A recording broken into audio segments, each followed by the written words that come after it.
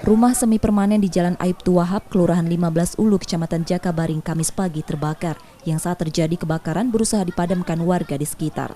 Kondisi bangunan yang mudah terbakar membuat api cepat merambat ke seluruh bangunan. Api baru bisa dipadamkan 1 jam kemudian usai 7 unit mobil pemadam kebakaran dikerahkan ke lokasi kejadian. Kita belum tahu akibatnya apa, masih dalam penyelidikan dari pihak kepolisian juga, karena ini juga tadi keterangan dari warga ini sudah terjadi kebakaran di 2 kali di lokasi yang sama.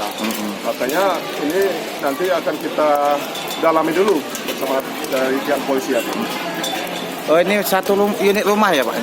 Iya. Lima. Yang habis 1 unit rumah, yang terkena dampak ini ada sekitar 4 rumah lainnya rusak ringan. Ada korban jiwa Pak? Alhamdulillah tidak ada.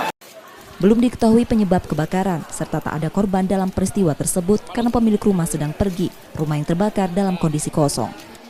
Yudi Kiswanto, Kompas TV Palembang, Sumatera Selatan.